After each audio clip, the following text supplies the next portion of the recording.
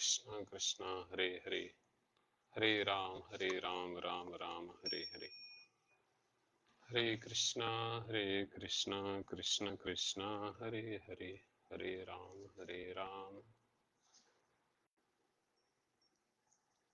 हरे कृष्ण। जय राधा माधव कुंजा बिहारी, गोपी जना वल्लभा गिरिवरधारी, गोपी जना वल्लभा गिरिवरधारी, यशोदानंदन व्रज जनरंजना, यशोदानंदन व्रज जनरंजना, यशोदानंदन व्रज जनरंजना, यमुना तीरा वनचारी, जय राधा माधव कुंज बिहारी। जय श्री कृष्ण चैतन्य प्रभु नित्यानंद, श्री अद्वैता गदाधर श्रीवासदि गौर भक्तवृंदा। हरे कृष्णा कृष्ण कृष्णा हरे हरे, हरे राम राम राम हरे हरे, हरे कृष्णा कृष्ण कृष्णा हरे हरे, हरे राम राम राम हरे हरे, हरे कृष्णा कृष्ण कृष्णा हरे हरे, हरे राम राम राम हरे हरे। जय राधा गोपीनाथ राधा गोपीनाथ राधे, जय निताय गौर चंद्र निताय, जय प्रभुपदा प्रभुपदा प्रभुपदा, जय प्रभुपदा निताय गौर हरि बोल, हरि बोल निताय गौर हरि बोल। इस्कॉन संस्थापकाचार्य जगत गुरु श्रील प्रभुपाद की जय, अनंत कोटि वैष्णव वृंद की जय, निताय गौर प्रेमानंदे हरि बोल। हरे कृष्णा। आप सभी का इस अजामिल उपाख्यान की श्रृंखला में स्वागत है। हम श्रीमद् भागवतम छठा स्कंद उसका प्रथम अध्याय अजामिल के जीवन के इतिहास का आज 38वां श्लोक श्रवण करने जा रहे हैं। और श्लोक इस प्रकार से है, प्रार्थना से शुरुआत करेंगे पहले। ओम नमो भगवते वासुदेवाय, ओम नमो भगवते वासुदेवाय, ओम नमो भगवते वासुदेवाय। नारायणं नमस्कृत्यं नरं चैव नरोत्तमं देवीं सरस्वतीं व्यासं ततो जयमुदीरयेत्। नष्टप्रायेषु भद्रेषु नित्यं भागवत सेवया भगवती उत्तमश्लोके भक्तिर्भवती नैष्ठिकी। श्लोक इस प्रकार से है। श्री विष्णुदूता उचुः यूयं वै धर्मराजस्य यदि निर्देशकारिणः ब्रूतधर्मस्य नस्तत्वं यच्चाधर्मस्य लक्षणम्। यूयं वै धर्मराजस्य यदि निर्देशकारिणः ब्रूतधर्मस्य नस्तत्वं यच्चाधर्मस्य लक्षणम्। यूयं वै धर्मराजस्य यदि निर्देशकारिणः ब्रूत धर्मस्य नस्तत्वं यच्चाधर्मस्य लक्षणम्। शब्दशः अर्थ इस प्रकार से है। विष्णु दूता उचुः, भगवान विष्णु के अहोभाग्य दूतों ने कहा, यूयम तुम सभी, वही निस्संदेह धर्मराजस्य, धर्म के ज्ञाता यमराज के, यदि यदि निर्देशकारिणः आज्ञापालक, ब्रूत तो कहो धर्मस्य धार्मिक सिद्धांतों का, न हमसे, तत्वम सत्य, यत जो, च भी अधर्मस्य अधार्मिक कार्यों का लक्षणम लक्षण। अनुवाद और तात्पर्य कृष्ण कृपा श्री मूर्ति अभयचरणारविंद भक्तिवेदांत स्वामी प्रभुपाद जी द्वारा। अनुवाद। अहोभाग्य विष्णुदूत ने कहा, यदि तुम लोग सचमुच ही यमराज के सेवक हो तो तुम्हें हमसे धार्मिक सिद्धांतों के अर्थ तथा अधर्म के लक्षणों की व्याख्या करनी चाहिए। तात्पर्य इस प्रकार से है, यमदूतों से विष्णुदूतों की यह जिज्ञासा अत्यंत महत्वपूर्ण है। सेवक को अपने स्वामी के आदेशों को जानना चाहिए। यमराज के सेवक यह दावा कर रहे हैं, अतः विष्णुदूतों ने बड़ी ही चतुराई से उनसे धर्म तथा अधर्म के लक्षणों की व्याख्या करने के लिए कहा। एक वैष्णव इन सिद्धांतों को भलीभांति जानता है, क्योंकि वह भगवान के आदेशों से भलीभांति अवगत होता है। भगवान कहते हैं, सर्वधर्मान परित्यज्य मामेकम शरणम व्रज, अन्य सारे धर्मों का त्याग करो और मेरी शरण में आओ। इसलिए भगवान की शरण में जाना ही धर्म का वास्तविक सिद्धांत है। जिन लोगों ने कृष्ण की शरण ग्रहण करने के बजाय भौतिक प्रकृति के सिद्धांतों की शरण ले रखी है, वे सब अपवित्र है, चाहे उनका भौतिक पद जो भी हो। वे धर्म के सिद्धांतों से अनभिज्ञ रहकर कृष्ण की शरण में नहीं जाते। अतएव वे पापी, धूर्त, मनुष्य में अधम तथा समस्त ज्ञान से विहीन मूर्ख समझे जाते हैं। जैसा कि भगवद गीता में कृष्ण कहते हैं, नमां दुष्कृतिनो मूढ़ा प्रपद्यन्ते नराधमाः मायया अपहृत ज्ञाना आसुरम भावमाश्रिताः। जो निपट मूर्ख है, जो मनुष्य में अधम है, जिनका ज्ञान मोह द्वारा हर लिया गया है, तथा जो आसुरों की नास्तिक प्रकृति को धारण करने वाले हैं, ऐसे दुष्ट मेरी शरण ग्रहण नहीं करते। जिसने कृष्ण की शरण ग्रहण नहीं की, वह धर्म के असली सिद्धांत को नहीं जानता। अन्यथा अन्यथा वह शरण ग्रहण कर चुका होता।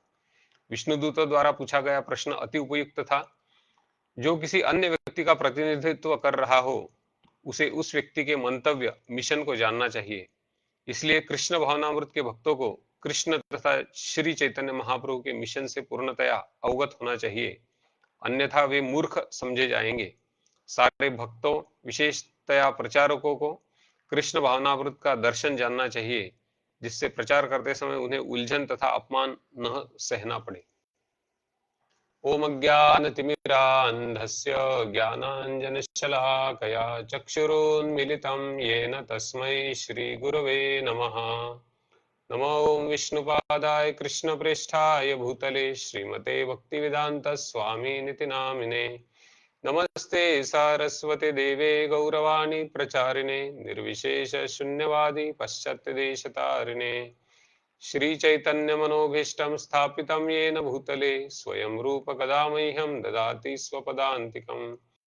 वन्देऽहं श्रीगुरो श्रीयुतापदकमलं श्रीगुरून् वैष्णवांश्च श्रीरूपं साग्रजातं सहगण रघुनाथान्वितं तं सजीवं साद्वैतं सावधूतं परिजनासहितं कृष्ण चैतन्य देवम् श्री राधा कृष्ण पादान् सहगण ललिता श्री विशाखान्वितांश्च वाञ्छाकल्पतरुभ्यश्च कृपा सिन्धुभ्य एव च पतितानां पावनेभ्यो वैष्णवेभ्यो नमो नमः। पंचतत्वात्मकं कृष्णं भक्तरूपस्वरूपकं भक्तावतारं भक्ताख्यं नमामि भक्तशक्तिकम्। नमो महावदन्याय कृष्ण प्रेम प्रदायते कृष्णाय कृष्ण चैतन्य नामने गौरतिसे नमः। हे कृष्णा करुणा सिंधो दीनबंधु जगतपति गोपेश गोपिका कांत राधा कांत नमोस्तुते। तप्त कांचन गौरांगी राधे वृंदावनेश्वरी वृषभानुसुते देवी प्रणमामि हरिप्रिये। जय श्री कृष्ण चैतन्य प्रभु नित्यानंद श्री अद्वैत गदाधर श्रीवासादि गौर भक्त वृंद। हरे कृष्णा कृष्ण कृष्णा हरे हरे, हरे राम राम राम हरे हरे। हरे कृष्णा। तो श्रीमद् भागवतम का ये छठा स्कंध, जिसका शीर्षक है मनुष्य के लिए विहित कार्य, इसके प्रथम अध्याय में हम अजामिल के इतिहास, जीवन के इतिहास के बारे में सुनते आ रहे हैं। और आज तक हमने जो सुना है उसमें जब परीक्षित महाराज सुखदेव गोस्वामी को पूछते हैं कि प्रायश्चित्त की सर्वश्रेष्ठ विधि क्या है, तो उसके उत्तर में सुखदेव गोस्वामी जी परीक्षित महाराज को बताते हैं कि केवल भक्ति जो है उसका अगर उदय हो जाए जीवात्मा के हृदय में, तो उसका सब प्रायश्चित, सब पापों का प्रायश्चित अपने आप ही पूरा होता है। केचित केवलया भक्त्या नारायण परायण अघम धुन्वंति कार्त्स्नेन निहारम इव भास्कर। और उसका जो उदाहरण है वो सुखदेव गोस्वामी प्रस्तुत कर रहे हैं अजामिल के जीवन के इतिहास के रूप में। और जब वह बताते हैं कि अजामिल ये बहुत ही एक सदाचारी ब्राह्मण परिवार से था और उसका अच्छे संस्कारों से लालन पालन हुआ था, परंतु किसी दुर्भाग्य की वजह से वो एक वेश्या के प्रति आकृष्ट हो गया, उस वेश्या को अपने घर में ले आया, उसके साथ उसने अपना संसार सजाया और उसकी सब जरूरतें पूरी करने के लिए नाना तरह के पाप वृत्ति का उसने अनुगमन किया। परंतु अंत में जब उसका मृत्यु हुआ, तब उसके सामने जब यमदूतों ने यमदूतों को अजामिल ने देखा, तब उसे अपने छोटे बच्चे का स्मरण आया जो नारायण नाम का था। और उसने बहुत ही आर्त भाव से बहुत ही आश्रय की भावना, आश्रय लेने की भावना से अपने पुत्र को बुलाया। और नारायण अपने पुत्र का नाम था उसके। तो जब नारायण का नाम सुना तो वहां पर विष्णुदूत आ गए और विष्णुदूतों ने समझा कि ये तो बड़ा वैष्णव है, क्योंकि इसने नारायण का नाम बहुत ही आर्त भाव से लिया है। और तभी यमदूत और विष्णुदूतों में चर्चा प्रारंभ हो गई। और यमदूतों ने जब ये तेजस्वी रूप देखा विष्णुदूतों का, और उन्होंने समझा कि ये हमारे कार्य में विघ्न उत्पन्न कर रहे हैं, तो यमदूत बोलते हैं हम यमराज के सेवक हैं और इसे दंड देने के लिए हम आए हैं, इसे हम यमलोक लेकर जाने के लिए आए हैं। तो विष्णुदूत बोलते हैं, विष्णुदूत का जो स्वरूप है वो पिछले श्लोकों में हमने देखा कि उनके बहुत ही मतलब वैकुंठ स्वरूप था उनका। रेशमी वस्त्र पहने हुए थे, उनके शरीर शरीर पर सब रत्न आभूषण थे, और उनका जो अंग कांति था बहुत ही तेजस्वी अंग कांति था। और उनके हाथ में शंख चक्र धनुष्य गदा ये सब जो दिव्य अस्त्र है वो थे। और तो यमदूतों को तो समझ गया था कि ये कोई विशेष व्यक्ति है, दिव्य पुरुष है, और यह जब हमारे कार्य में बाधा उत्पन्न कर रहे हैं, तो इनको तो ऐसा नहीं करना चाहिए, क्योंकि हम यमराज के उपदेशों के अनुसार अजामिल को लेकर जाने के लिए आए हैं। तो विष्णुदूत बहुत ही जोर से गंभीर स्वर में पिछले श्लोक में बताया है, मेघ निर्हार दया गिरा, वो हंसते हैं। और ऐसे जब बादल बादल की गड़गड़ाहट होती है वैसे आवाज में वो हंसते हैं। और मतलब हंसते तो वो दिखाना चाहते हैं कि आप यमराज के तो सेवक हो, लेकिन आपको पता नहीं धर्म का सिद्धांत क्या होता है, धर्म क्या है, अधर्म क्या है। और यह जो अजामिल है ये तो बड़ा ही धार्मिक व्यक्ति है, क्योंकि इसने मृत्यु के समय बहुत ही निराधार भाव से, भगवान का आश्रय लेने के भाव से उसने नारायण का नाम उच्चारण किया है। तो इसको आप पापी कहकर यमलोक कैसे लेके जा सकते हैं? तो वही प्रश्न यहाँ पर विष्णुदूत पूछ रहे हैं कि यदि आप सचमुच यमराज के सेवक हो तो आपको पता होना चाहिए कि धार्मिक सिद्धांतों का अर्थ क्या है, धर्म क्या है, अधर्म क्या है। ये लक्षणों की आप व्याख्या कर सकते हैं। तो यहाँ पर जो चर्चा आरंभ होती है, यह चर्चा शास्त्रार्थ कहलाती है। और इसमें प्रभुपाद जी कहते हैं कि यह चर्चा जो है धर्म क्या है और अधर्म क्या है, ये केवल जो व्यक्ति थोड़ा सदाचारी है, आर्य व्यक्ति ही ये चर्चा कर सकता है। जो व्यक्ति को जीवन का उद्देश्य क्या है, मनुष्य जीवन का उद्देश्य क्या है, वो पता ही नहीं है, उसे इन विषयों में रुचि होती ही नहीं है। और धर्म का व्याख्या हम देखते हैं, धर्म का प्रयोग हम, धर्म शब्द का प्रयोग हम बहुत आसानी से करते हैं, लेकिन धर्म का अर्थ क्या है वो समझने के लिए धर्म का धर्म जो शब्द है, यह इसका ध्री धातु से आता है, और इसका अर्थ है कि जो वस्तु, उसका एक विशिष्ट गुणधर्म है, उसका एक विशिष्ट स्वभाव है, जो उस वस्तु से कभी अलग नहीं किया जा सकता। और वह स्वभाव, जैसे उदाहरण दिया जाता है, एक अगर चीनी का, शक्कर का स्वभाव है कि वो उसमें मिठास होती है, शक्कर का स्वभाव हम कभी बदल नहीं सकते हैं। अग्नि का स्वभाव है कि वो उष्णता और प्रकाश देता है, गर्मी और प्रकाश देता है, ये अग्नि का स्वभाव है। पानी का स्वभाव है तरलता। उसी प्रकार से जीवात्मा का जो मूल स्वभाव है वो है सेवा करना। और सेवा करना, जीवात्मा हर क्षण किसी ना किसी की सेवा करते रहता है। वो कभी अपने शरीर की सेवा करता है, अपनी इंद्रियों की सेवा करता है, या फिर अपने संबंधियों की सेवा करता है, परिवारजनों की सेवा, अपने मित्रों की सेवा करेगा, अपने समाज की करेगा, देश की करेगा सेवा, मानव जाति की करेगा, या फिर सब जीव योनि की सेवा करेगा, वो सभी जीवों की सेवा कर सकता है। परंतु यह सेवा उसको जो आनंद की अभिलाषा से वो सेवा करता है, वो पूरा पूरा आनंद यह कोई भी सेवा नहीं दे सकती, क्योंकि जीवात्मा का जो मूल स्वभाव है वह चैतन्य महाप्रभु बताते हैं, जीवेर स्वरूप है कृष्णेर नित्य दास। तो भगवान श्री कृष्ण की सेवा जब तक जीवात्मा नहीं करता है, तब तक उसको आत्म संतुष्टि नहीं प्राप्त होती। और इसका हम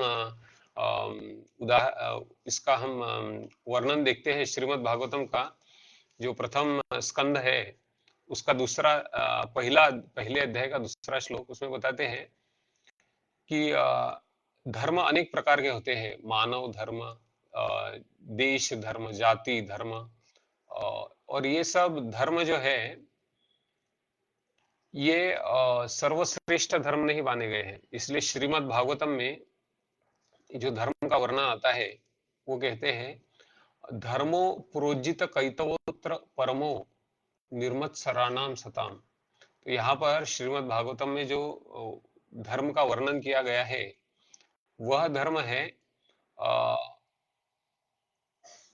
जो भागवत धर्म कहा गया है उसको। इस धर्म में जो बाकी सब धर्म है, अपने इंद्रिय विलास के लिए जो हम कार्य करते हैं, धर्म अर्थ काम मोक्ष प्राप्ति के लिए अलग अलग धार्मिक अनुष्ठान करते हैं, उनको इस श्रीमद् भागवतम से निकालकर बाहर रख दिया गया है। इसलिए कहते हैं प्रोजित कैतवोत्र।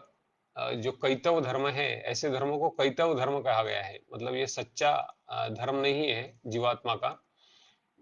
धर्म अर्थ काम का जो मार्ग है, उसको स्वीकार करके अपने इंद्रिय तर्पण का कोशिश करे, शास्त्र के आधार पर इंद्रिय तर्पण, ये जीवात्मा का मूल धर्म नहीं है। मूल धर्म है भगवान श्री कृष्ण की सेवा। और यह यहाँ पर जो वर्णन आता है श्रीमद् भागवतम में भगवान श्री कृष्ण की सेवा का, जिसे भागवत धर्म कहते हैं, यह जब भगवान श्री कृष्ण अर्जुन को बताते हैं, श्रीमद् भगवद गीता दूसरे अध्याय में आत्मा का स्वरूप बताते हैं अर्जुन को, और अर्जुन तभी बहुत ही संभ्रमित अवस्था में है कि मैं क्या करूं, मैं युद्ध करूं या नहीं करूं।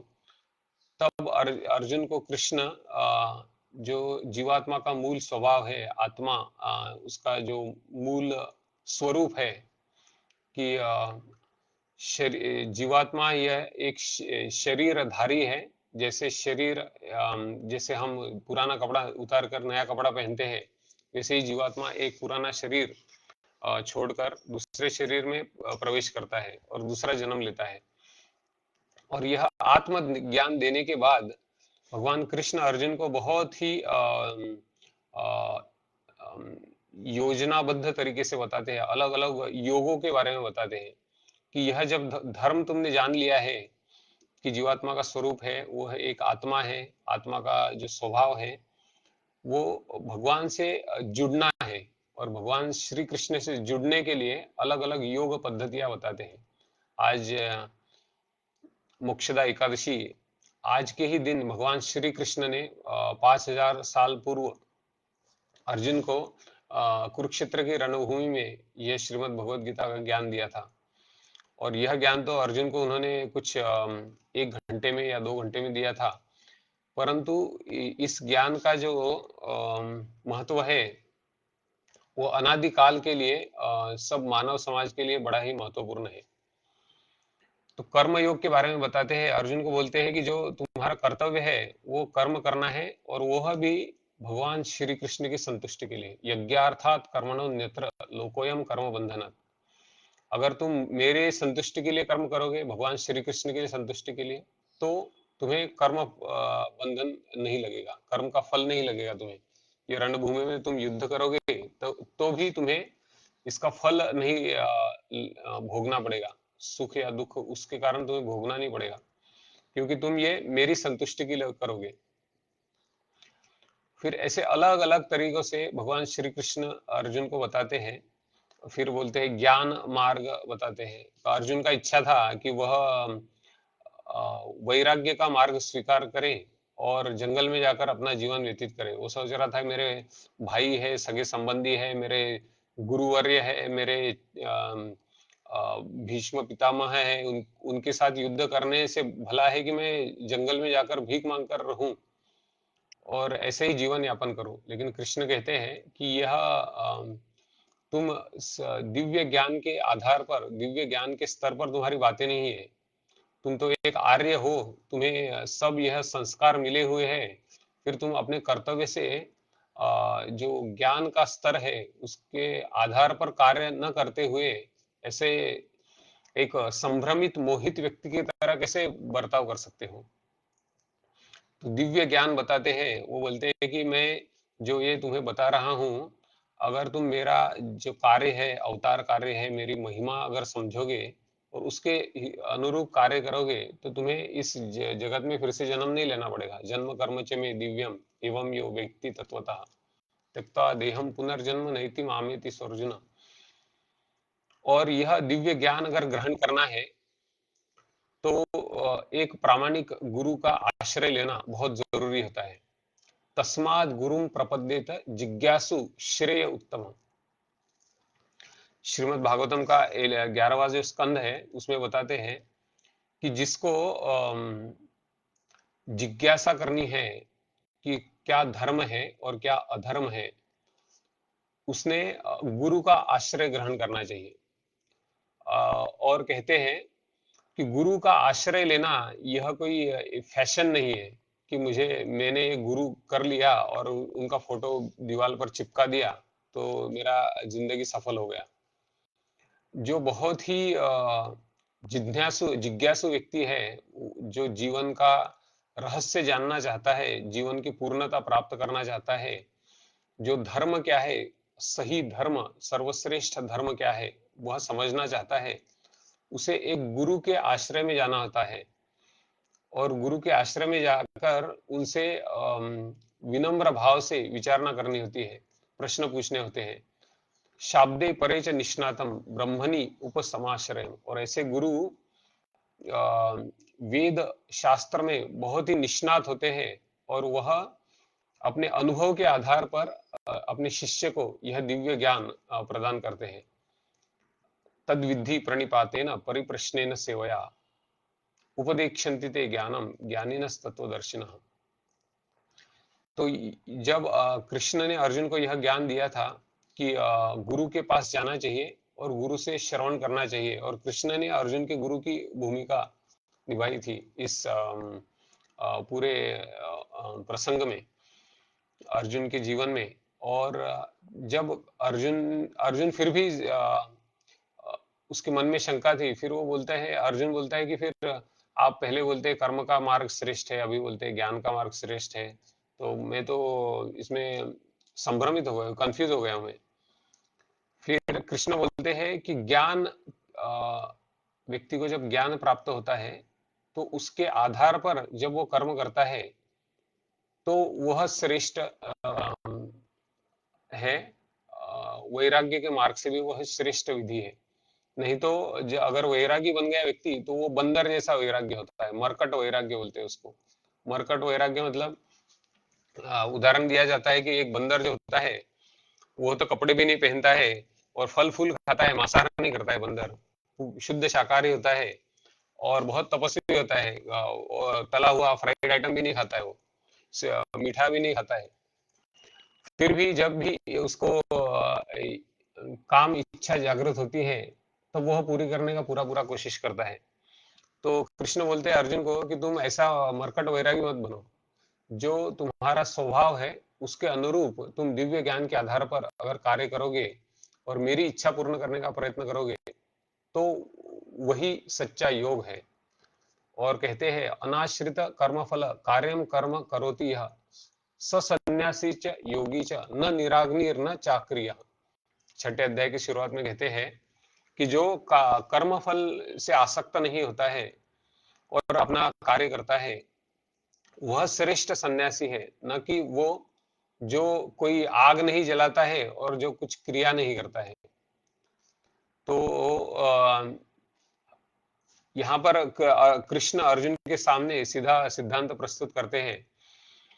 वो कहते हैं कि इस जीवन में जो योग की सिद्धि है वो है भगवान कृष्ण की इच्छा का अनुसरण करना, उनकी सेवा करने का प्रयास करना और उनको संतुष्ट करने का प्रयास करना। समसिद्धिर हरितोषणम स्वानुष्ठितस्य धर्मस्य विश्वक्सेन कथासु या। कहते हैं कि अगर व्यक्ति अपना सब जीवन यापन करता है अलग अलग क्रियाओं में, और उसको अगर भगवान कृष्ण की भक्ति के प्रति रति उत्पन्न नहीं होती है, भगवान कृष्ण के लीलाओं का श्रवण करने के प्रति उसके हृदय में एक चाह उत्पन्न नहीं होती है, तो वह उसका जो प्रयास है पूरे जीवन भर कार्य करने का वो एक केवल श्रम हो जाता है। मतलब वो एक गधे की तरह हो जाता है। मतलब गधे को पता नहीं होता है कि वो काम किस लिए कर रहा है, हरी घास तो आजू बाजू में पड़ी है, लेकिन वो काम करता है, सोचता नहीं है कि वो काम किस लिए कर रहा है। तो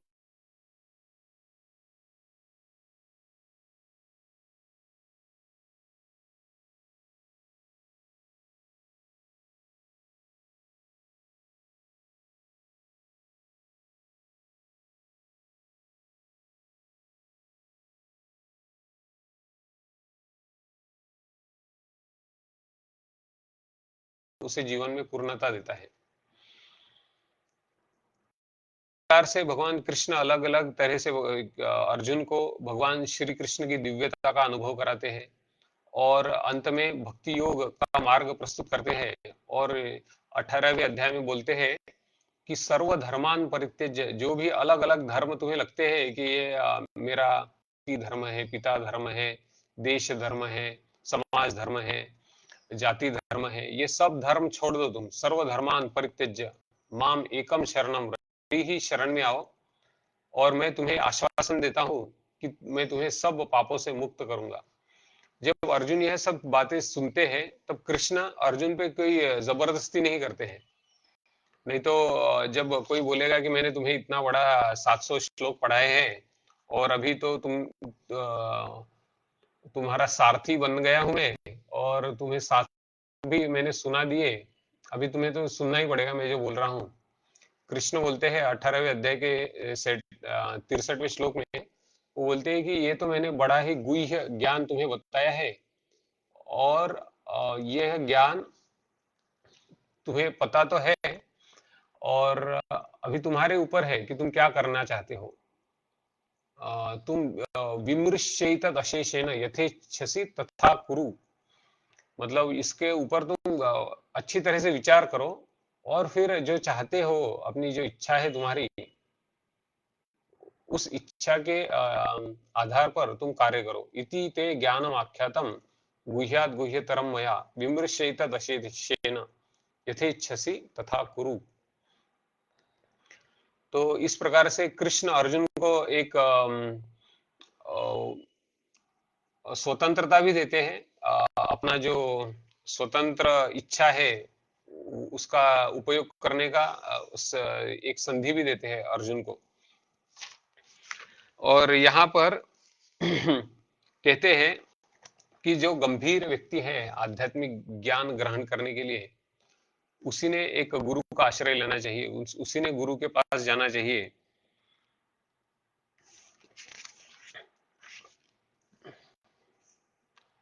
और इस धर्म का जो संदर्भ है वो श्रीमद् भागवतम प्रथम अध्याय, प्रथम स्कंध का दूसरा अध्याय, ये बहुत ही अच्छी तरह से बताते हैं। और इस अध्याय में अनेक श्लोक दिए गए हैं, जो श्लोक सच्चा धर्म क्या है उसका विवरण करते हैं। और यह जो अध्याय है बहुत ही महत्वपूर्ण माना जाता है। श्रील प्रभुपाद जी ने इसके ऊपर भागवत धर्म कथा किए थे, और बहुत सारे प्रवचन इस अध्याय के ऊपर दिए हैं उन्होंने।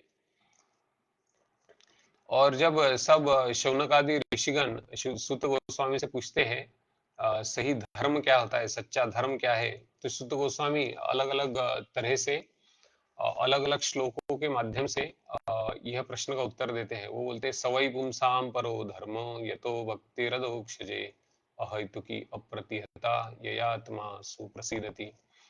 कहते हैं कि हर जीवात्मा ये आत्म संतुष्टि चाहता है। और आत्म संतुष्टि कब प्राप्त होती है? जो हम इस संसार में क्षणभंगुर चीजें हैं, उसका जब उपभोग करने के लिए हम धर्म अर्थ काम शास्त्र के आधार पर हम स्वीकारते हैं और धार्मिक क्रियाएं करते हैं, उससे जीवात्मा को आत्म संतुष्टि प्राप्त नहीं होती है। अगर आत्म सुप्रसिद्धि चाहते हैं तो कहते हैं जीवात्मा का जो सर्वश्रेष्ठ धर्म है परो धर्मो, वह है ये तो भक्तिर अधोक्षज, भगवान अधोक्षज की सेवा करना, भक्ति में सेवा करना। और वह सेवा भी कैसी होनी चाहिए? किसी हेतु के बिना होनी चाहिए, अहेतु की होनी चाहिए। और अप्रतिहता मतलब वो अखंड होनी चाहिए।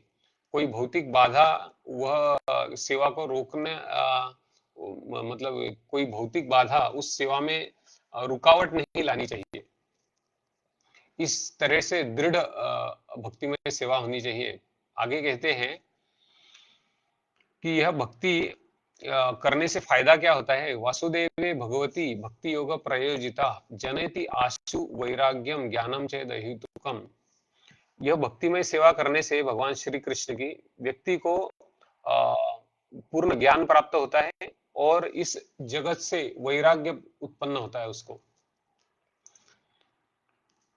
और फिर बताते हैं कि धर्म स्वानुष्ठितो पुंसाम विश्वक्सेन कथासुय न उत्पादयेत यदि रतिम श्रम एव ही केवलम। मतलब अगर हमने बहुत सारा जीवन में परिश्रम किया, परंतु उस परिश्रम के कारण बहुत सारा हमने शास्त्र का भी अनुशीलन किया, परंतु अपने जीवन में भगवान श्री कृष्ण के लिए अगर शरणागति उत्पन्न नहीं हुई, उनके कथा के लिए अगर रुचि उत्पन्न नहीं हुई, तो इसका कोई फायदा नहीं होता है, सब परिश्रम व्यर्थ है। कहते हैं धर्म से ही अपवर्ग से, धर्म का आचरण किस लिए करना चाहिए? अपवर्ग प्राप्ति करने के लिए, मतलब भगवान का वैकुंठ धाम प्राप्ति के लिए धर्म का आचरण होना चाहिए। न अर्थो अर्थाय उपकल्पते, धर्म का आचरण इस जीवन में आर्थिक उन्नति जो इंद्रिय तृप्ति का आधार है उसके लिए नहीं होना चाहिए। और जो धर्म आचरण से अर्थ प्राप्त होता है उसका भी उपयोग हमने भगवान की सेवा के लिए करना चाहिए। अपने विषय वासना की संतुष्टि के लिए नहीं करना चाहिए।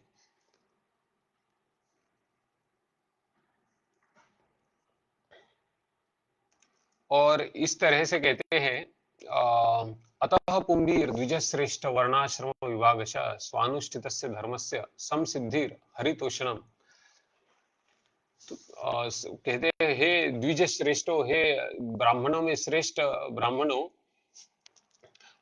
इसलिए जो सारांश है वह है कि सर्वोच्च जो पूर्णता है जीवन की, वह व्यक्ति वर्णाश्रम धर्म के आचरण से प्राप्त कर सकता है। और वर्णाश्रम धर्म का जो आधार है वह है भगवान श्री कृष्ण की संतुष्टि।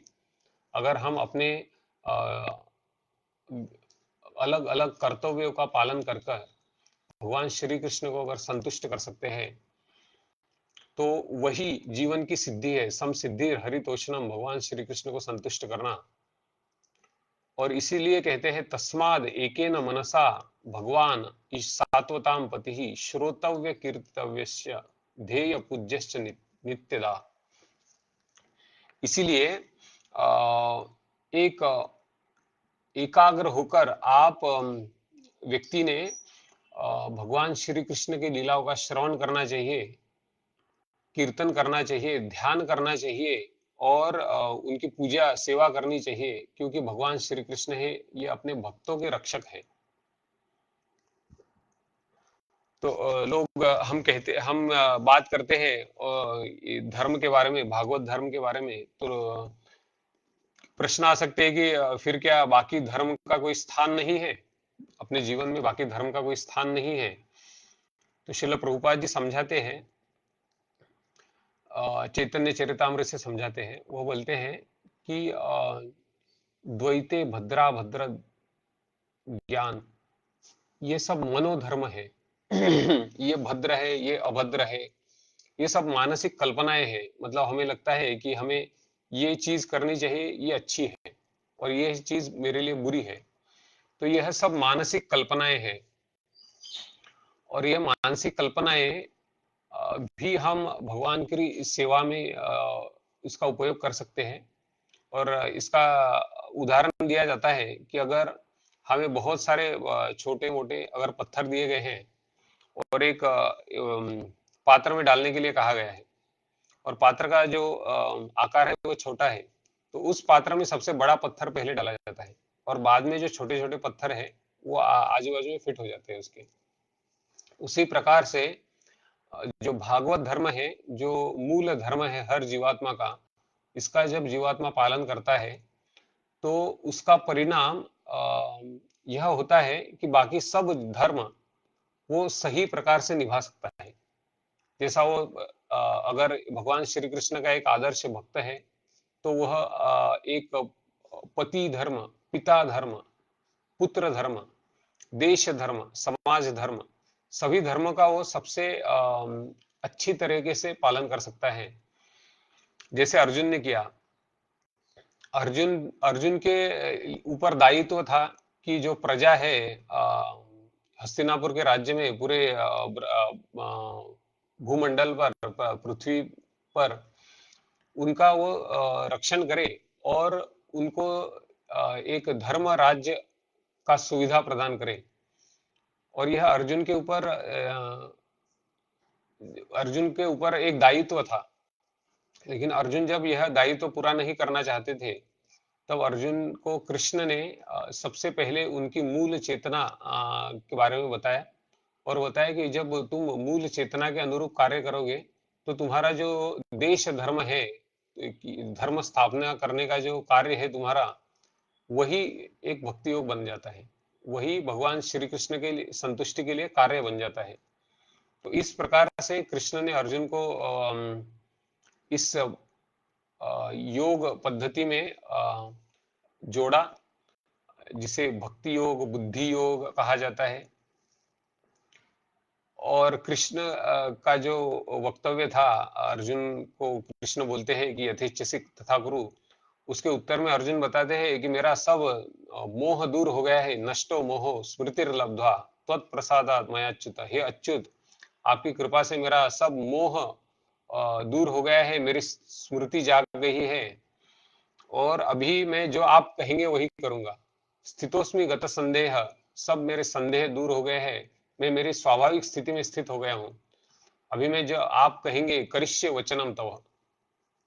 और इसका परिणाम हम देखते हैं कि अर्जुन ने बड़ी ही शूरता के साथ में कृष्ण के मार्गदर्शन में कुरुक्षेत्र का युद्ध लड़ा, और उसका परिणाम स्वरूप सब पांडव विजयी हुए, और एक धर्म राज्य की स्थापना हुई, जो भगवान श्री कृष्ण के अवतार का एक उद्देश्य होता है। और इसी में सभी पांडवों की संतुष्टि थी, और सभी लोगों का जन कल्याण भी था। इस प्रकार से हम देखते हैं आज का जो दिन है बहुत बड़ा ही विशेष दिन। भगवान श्री कृष्ण आपके अपने गीत के माध्यम से, भगवत गीता के माध्यम से अर्जुन को जो उपदेश दे रहे हैं, वो सदियों के लिए, अनादि काल के लिए, सभी बद्ध जीवात्माओं के लिए एक दिशा का, एक दिशा निर्देशक उपदेश बना हुआ है और बना रहेगा। और यहाँ पर हम देखते हैं अजामिल की कथा में जब विष्णुदूत और यमदूतों के बीच में चर्चा हो रही है, तो उसमें शास्त्र के आधार पर और ज्ञान के आधार पर उनका वर्तन है। यमदूतों को लगता है कि हमारे स्वामी ने बताया है कि इसने तो बहुत सारे पाप किए हैं, तो इसको पकड़ के लाओ। विष्णुदूत बोलते हैं इसने तो सब प्रायश्चित पहले ही कर लिया है, भगवान नारायण का असहाय भाव से उसने नाम स्मरण किया है, और इसको पूरा जो पाप है पूरा नष्ट हो गया है, ये तो अभी वैकुंठ जाने के लिए तैयार है। और इस प्रकार से इनमें शास्त्रार्थ होता है, चर्चा होती है। फिर यमदूतों को बड़ा आश्चर्य होता है, वो यमराज के पास जाते हैं, यह हम अगले सप्ताहों में पढ़ेंगे। और यमराज उन्हें समझाते हैं कि जो सबसे श्रेष्ठ धर्म भागवत धर्म क्या होता है, और इस समझने के लिए क्या जरूरी चीजें हैं, और कौन इसे समझ सकता है, और किसके पास यह भागवत धर्म समझने के लिए जाना चाहिए, यह यमराज यमदूतों को आगे बताएंगे। इसमें श्रील प्रभुपाद जी एक और बात बताते हैं। वो कहते हैं कि जो कृष्ण भावनामृत आंदोलन के सदस्य हैं, उन सभी को शास्त्र का ज्ञान होना चाहिए, क्योंकि जब वह प्रचार करेंगे, अगर उनको दर्शन मतलब जो तत्व ज्ञान है, वो कृष्ण भावना अमृत आंदोलन का तत्व ज्ञान, उसका अगर ज्ञान नहीं है, तो लोग उनका मजाक उड़ाएंगे और उनका अपमान करेंगे। तो इसलिए विशेष करके प्रचारकों को कृष्ण भावनामृत का दर्शन समझना चाहिए। और इसीलिए श्रील प्रभुपाद जी कहते थे कि मैंने जो इतनी सारी किताबें लिखी है, श्रीमद् भगवद गीता, श्रीमद् भागवतम, चैतन्य चरितामृत, अन्य किताबें, आत्म साक्षात्कार का विज्ञान, और बहुत सारी किताबें प्रभुपाद जी ने लिखी, और वह चाहते थे कि सभी लोगों ने वितरण तो करना ही चाहिए इन किताबों का, लेकिन बहुत ही गंभीरता से इसका अध्ययन भी करना चाहिए, अध्ययन करना चाहिए, उसके ऊपर चिंतन करना चाहिए, उसका लोगों को प्रचार करना चाहिए, और अपने जीवन में इस ज्ञान को कैसे उतारे, यह योग्य मार्गदर्शन में इसका भरपूर प्रयास भी करना चाहिए। तभी अपने जीवन में इसका अनुभव हम कर सकेंगे। अगर खाली पढ़ते रहेंगे, परंतु अगर योग्य मार्गदर्शन में इसका हम अपने जीवन में अनुशीलन नहीं करेंगे, तो यह केवल पुस्तकी ज्ञान बन के रह जाता है। और इसीलिए कहते हैं कि विष्णुदूत यह जो प्रश्न पूछते हैं, यह बहुत उपयुक्त है। वह जानना चाहते हैं कौन से सिद्धांत के आधार पर आप यमदूतों को पूछते हैं कि आप कौन से सिद्धांत के आधार पर अजामिल को यमलोक लेकर जाना चाहते हैं। और इस प्रकार से अजामिल का जो इतिहास है, हमने पहले भी चर्चा की है, अजामिल का इतिहास है अब बहुत ही आशापूर्ण, आशादायी इतिहास है सभी कलयुग के जीवात्माओं के लिए। क्योंकि आज एक अजामिल नहीं, हजारों लाखों अजामिल है, और न जाने क्या क्या दृश्य देखते हैं हम। और अगर इससे हमें उद्धार होना है तो चैतन्य महाप्रभु ने जो विधि दिया है, चेतो दर्पण मार्जनम भव महादावाग्नि निर्वापनम, हरिनाम संकीर्तन आंदोलन का अगर हमने अनुसरण किया, भगवान श्री कृष्ण के भगवान नाम का हरे कृष्ण कृष्ण कृष्ण हरे हरे, हरे राम राम राम हरे हरे, यह महामंत्र का हमने अगर आश्रय लेने का प्रयत्न किया भक्तों के संग में, तो हमारे लिए भी बहुत ही बड़ी आशा है कि हाँ, हमारा भी चित्त का प्रक्षालन हो जाए, और हम भी भगवान श्री कृष्ण के साथ हमारा जो अ, संबंध है वो पुनः स्थापित करके दिव्य आनंद की अपने जीवन में अनुभूति करें और अपना जीवन परिपूर्ण बनाए। इसके साथ हम इस कथा को आज विराम देते हैं। ग्रंथराज श्रीमद् भागवतम की जय, शिल प्रभुपाद की जय, अनंत कोटि वैष्णव वृंद की जय। हरे कृष्णा।